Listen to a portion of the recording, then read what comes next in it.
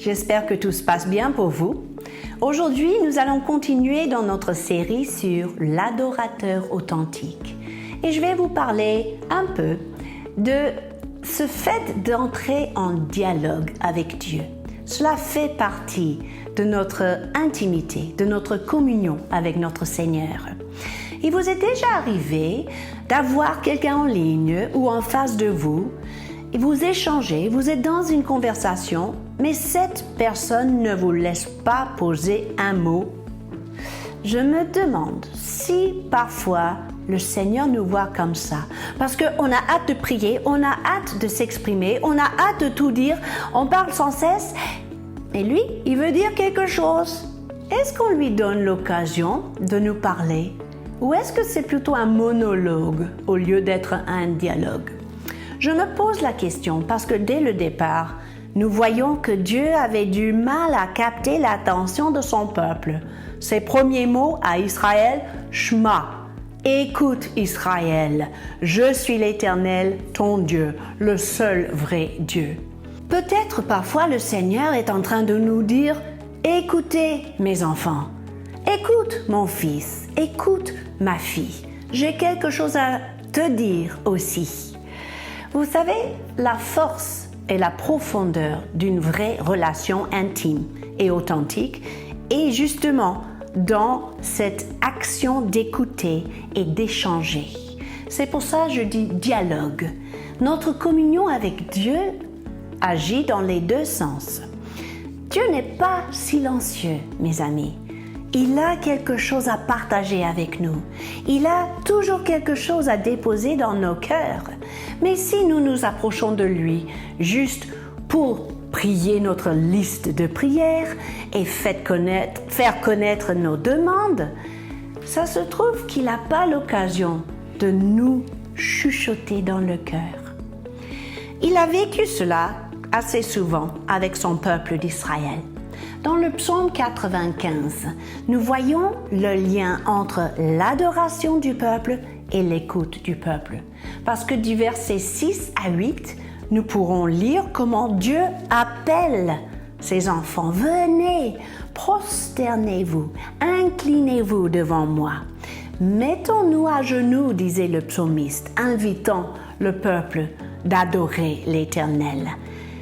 Et après, la phrase suivante disait « Si vous entendez aujourd'hui son cœur ou si vous entendez sa voix, n'endurcissez pas vos cœurs comme vous avez fait auparavant. » Nous voyons que notre écoute est embellie ou améliorée si nous sommes dans une attitude d'adoration, si nos cœurs sont soumis à Dieu dans l'humilité, si notre être entier est prosterné devant lui. Et comme ça, on découvrira qu'il a des choses à dire. Il n'est pas silencieux. Après tout, on appelle Jésus la parole vivante, n'est-ce pas? Et dans Jean 10, Jésus a dit à 2 reprises, « Mes brebis entendent ma voix. » Si vous êtes des brebis de l'Éternel, vous avez le garantie d'entendre sa voix. Quand il veut vous conduire, quand il veut se dévoiler, quand il veut vous donner sa sagesse, il va forcément parler. Oui, nous entendons sa voix quand nous lisons la Bible et nous creusons dans la vérité de la parole de Dieu, mais dans l'attitude d'adoration, c'est comme nous ouvrons les ondes pour recevoir spirituellement ce que le Saint-Esprit veut nous transmettre. Cela s'appelle l'écoute, tout simplement. Et cela fait partie de notre communion avec Dieu parce que ce n'est pas seulement un monologue que Dieu cherche. Dans l'adoration, nous offrons notre amour, notre admiration, notre appréciation, notre gratitude. Et ensuite, on se met à écouter sa voix.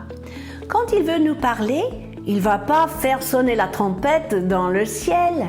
Il ne va pas écrire un message dans les nuages. Non, sa voix s'entend souvent comme un doux murmure quand nous sommes posés à ses pieds. Tout comme Marie, n'est-ce pas? Sa sœur Marthe à Béthanie faisait toutes sortes de choses dans la cuisine pour accueillir le Seigneur Jésus.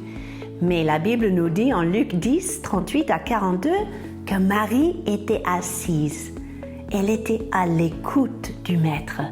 Elle apprenait non seulement de l'information ou des doctrines, elle apprenait son cœur. Elle apprenait à entendre sa voix quand elle était simplement assise, décontractée, attentive.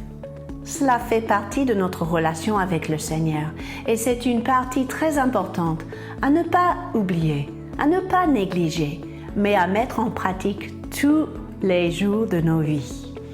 Quand nous pourrons nous habituer à entendre sa voix assise à ses pieds, ça sera beaucoup plus facile d'entendre sa voix quand nous sommes en marche, quand nous allons de l'avant et il veut nous dire « Maintenant, va à gauche. Maintenant, va à droite. Maintenant, va téléphoner tel et tel. Va rencontrer tel et tel. Va encourager tel et tel. » Pourquoi?